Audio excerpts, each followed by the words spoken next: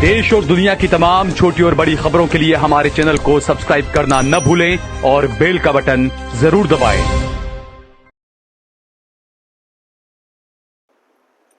नमस्कार दोस्तों, स्वागत है आपका देश लाइव में और आपके साथ मैं हूं आशिमा त्यागी। दोस्तों, एक बार फिर से एक राज्य सरकार की शर्मनाक करतूत सामने आई है। आज की इस चर्चा में हम इसी पर बात करेंगे और इस बार ये जो तस्वीर है मध्य प्रदेश से सामने आई है। शिवराज सरकार ने सारी हदें पार कर दी है। वो कैसे? दरअसल कागज पर लिखा था कि किसानों के कल्याण के लिए 5 करोड़ रुपए खर्च होंगे। वास्तविकता में यह है कि उस फंड का 90% यानी 4.5 करोड़ रुपए सरकारी अफसरों की गाड़ियों पर उड़ा दिए गए। जी हां, आप सही सुन रहे हैं, आपके कानों ने सही सुना है। किसानों की भलाई के नाम पर पैसा लिया गया और अफसरों की चमचमाती गाड़ियों पर खर्च कर दिया गया। दोस्तों, ये कोई विपक्षी पार्टी का आरोप नहीं है, ये कोई हमारा आरोप नहीं है, ये देश की सबसे विश्वसनीय ऑडिट एजेंसी यानी कैग CAG की रिपोर्ट कह रही है। इस रिपोर्ट के बारे में मैं आगे चर्चा करूंगी, इस चर्चा को भी आगे बढ़ाऊंगी, लेकिन उससे पहले आप लोगों से अपील कि इंसाफ की आवाज को बुलंद करने के लिए और सच्ची पत्रकारिता के लिए हमारा सहयोग करें। साथ ही डिस्क्रिप्शन में दिए गए लिंक को ओपन कर ज्वाइन बटन दबाकर आप हमसे सीधा जुड़ सकते हैं, यानी देश लाइव से जुड़ सकते हैं। चलिए चर्चा में आगे बढ़ते हैं। दोस्तों, सोचिए कि एक तरफ देश का किसान आत्महत्या कर रहा है, कर्ज में डूब रहा है और इस कर्ज में डूबकर अपने खेत में जहर खा रहा है। दूसरी तरफ सरकारी बाबू, जी हां, सरकारी बाबू गाड़ियों में घूम रहे हैं, AC में बैठकर प्लानिंग कर रहे हैं कि अब अगली बार किस योजना का पैसा गाड़ी और AC पर उड़ाना है। आप समझ रहे हैं? क्या यही है मोदी युग का सशक्त भारत? क्या यही है डबल इंजन सरकार का विकास मॉडल? मध्य प्रदेश सरकार की जो करतूत सामने आई है वो कहीं ना कहीं ये तमाम सवाल खड़े करती है। अब इस घोटाले की अगर गहराई से अगर इसे देखें तो उस पर भी चलते हैं।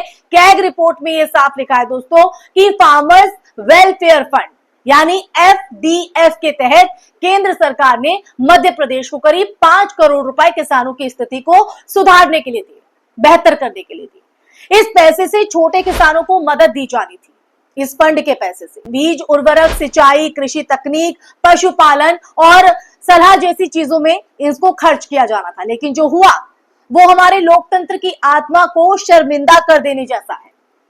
90% राशि उन कारों पर खर्च कर दी गई जिनमें बैठकर अधिकारी किसानों की तकलीफ समझने निकलते हैं। ये पूरी योजना किसान हितैषी की जगह अफसर हितैषी बन गई है। ये मैं नहीं कह रही हूं, ये कैग की रिपोर्ट कह रही है। ऐसे में सवाल दोस्तों ये है कि क्या सिर्फ MP में ही ऐसा हो रहा है? बिल्कुल नहीं। यही हालत बिहार की भी है, जहां कैग रिपोर्ट ये कहती है कि 71,000 करोड़ रुपए का कोई हिसाब नहीं है। ना ये बताया गया कि पैसा कहां खर्च हुआ, ना कोई दस्तावेज यहां पर सामने आए, ना कोई प्रमाण। और केंद्र की बात करें तो PM केयर्स फंड से लेकर राफेल डील और इलेक्टोरल बॉन्ड तक हर जगह पर घोटाले की जो बदबू है वो बू दिखाई पड़ती है, सुंघाई पड़ती है। लेकिन सवाल यह है दोस्तों कि इस सब पर मीडिया आखिर चुप क्यों है? क्यों न्यूज चैनल दिन रात बस हिंदू मुस्लिम का एजेंडा लिए चल रहे हैं और उसको ही चला रहे बड़े बड़े हेडलाइन के माध्यम से? क्यों हर न्यूज बुलेटिन में बम, लव जिहाद, धर्मांतरण, मंदिर मस्जिद की चर्चा होती है, लेकिन किसान की आत्महत्या की नहीं? गरीब की थाली से छीनी हुई रोटी की नहीं, इनकी चर्चा नहीं होती है। क्यों नहीं होती है? क्यों नहीं कोई एंकर प्राइम टाइम में पूछता है कि 5 करोड़ में किसानों को 5,000 सौर पंप जो है वो दिए जा सकते थे, लेकिन गाड़ियां खरीदना जरूरी क्यों था? ये किसी ने नहीं पूछा। किस योजना के अंतर्गत अफसरों को इनोवा, स्कॉर्पियो या फिर फॉर्च्यूनर जैसी बड़ी बड़ी गाड़ियां खरीदने की छूट मिली थी? क्या यही ही वो सुशासन है जिसकी दुहाई हर चुनाव में दी जाती है आम जनता को, आपको, हमको? हमारे देश में अब जो असली मुद्दे हैं ना दोस्तों, उसमें बेरोजगारी है, महंगाई है, भ्रष्टाचार है, स्वास्थ्य सेवाओं की दुर्दशा, शिक्षा व्यवस्था की बर्बादी, उनसे ध्यान भटकाया जा रहा है और उनसे ध्यान भटकाने के लिए कुछ नए फॉर्मूले बना दिए गए। अगर बेरोजगार हो तो मुसलमानों को कोसो, अगर पढ़ाई नहीं हो पा रही है तो पाकिस्तान को कोसो, और अगर महंगाई जान ले रही है तो कांवड़ यात्रा का वीडियो वायरल कर दो। यही हो रहा है ना, यही सच्चाई है। ये नया भारत है जहां धर्म से भूख मिटती है, नफरत से नौकरी मिलती है और गोदी मीडिया से सच छुपाया जाता है। गोदी मीडिया तो यही करता है क्योंकि असल मुद्दे तो वो दिखाता ही नहीं है। लेकिन सवाल यह है कि आखिर कब तक, ये सब कब तक? देश लाइव सवाल खड़ा कर रहा है। आइए अब एक और पहलू पर कहीं ना कहीं नजर डालना जरूरी हो जाता है दोस्तों। मध्य प्रदेश की बीजेपी सरकार ने सिर्फ एफडीएफ के तहत ही नहीं, जी हां, सिर्फ इसके तहत ही नहीं बल्कि प्रधानमंत्री फसल बीमा योजना में भी जमकर भ्रष्टाचार किया है, जमकर जो घोटाला है वो किया है। रिपोर्ट्स की अगर माने तो रिपोर्ट्स कहती है कि कई जिलों में ऐसे किसान जिनकी जमीन ही नहीं थी, उन्हें बीमा भुगतान दिखाया गया और जिनके तहत खेत बाढ़ में बह गए, उनको एक भी पैसा नहीं मिला, उनको एक भी पैसा नहीं दिया गया। तो ये तो वही बात हुई कि जिनके पास कुछ नहीं उन्हें आंकड़ों में अमीर दिखाओ और जिनके पास थोड़ी उम्मीद बची है उसे भी छीन लो। लेकिन किसने ये हक दिया है?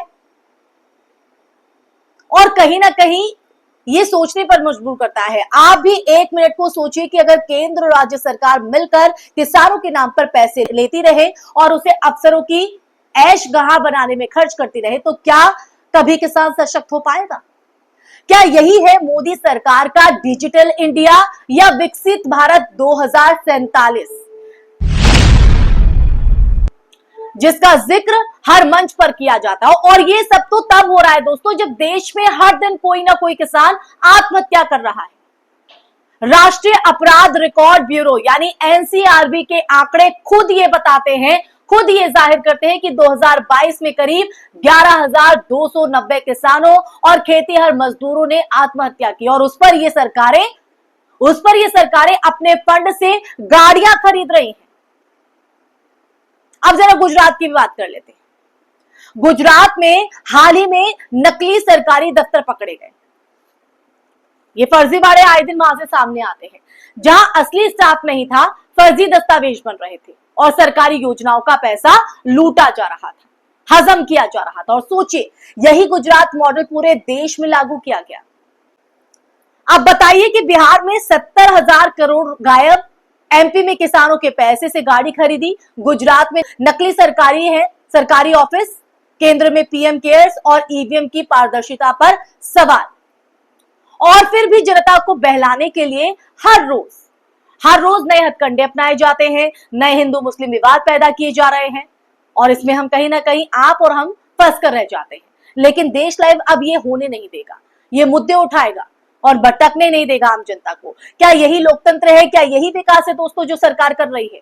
दोस्तों, ये लड़ाई अब सिर्फ किसान की नहीं रही है, ये लड़ाई आपकी मेरी यानी हम सबकी है। जब एक गरीब किसान के नाम पर लिया गया पैसा किसी अफसर की गाड़ी में बदल जाता है, तब्दील कर दिया जाता है, तो आप समझ लीजिए कि देश का जो सिस्टम है वो सड़ चुका है। अब इस सड़ाहट के खिलाफ आवाज उठाना जरूरी है और देश लाइव आप लोगों से यही अपील करता है कि आवाज उठाइए, क्योंकि अगर आज हम नहीं बोले तो कल हमारे बच्चों की पढ़ाई के पैसे से भी गाड़ियां खरीद ली जाएंगी, जिसमें अफसर बैठकर, अधिकारी बैठकर ऐश जो है वो फरमाते नजर आएंगे। हमारे स्वास्थ्य सेवाओं के पैसे से बंगलों की मरम्मत होगी और बेरोजगार युवाओं के बजट से विदेश यात्राएं होंगी, जिनका कोई फायदा नहीं है।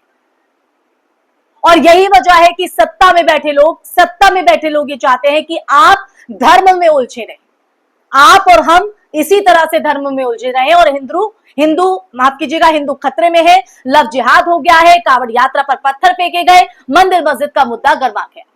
ये सब मुद्दे असली मुद्दों से आपका ध्यान हटाने के लिए है, या ये कहे कि रचे गए। इसलिए अगली बार जब कोई टीवी डिबेट में चिल्लाकर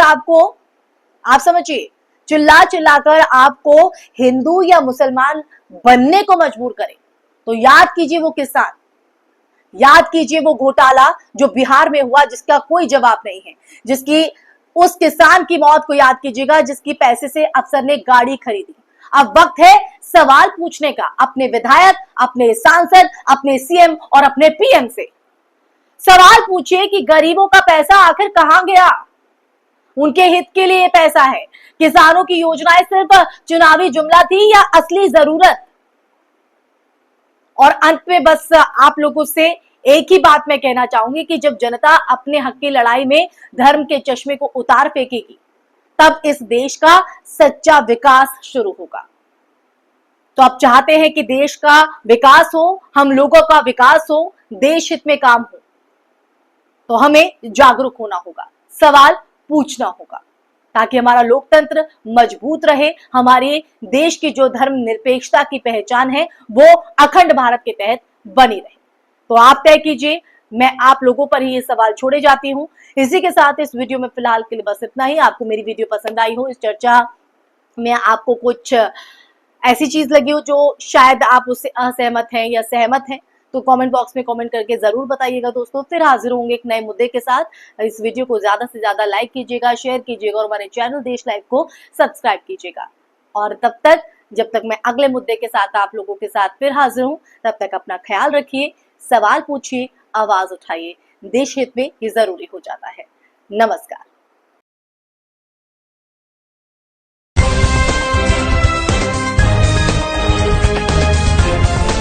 देश और दुनिया की तमाम छोटी और बड़ी खबरों के लिए हमारे चैनल को सब्सक्राइब करना न भूलें और बेल का बटन जरूर दबाएं।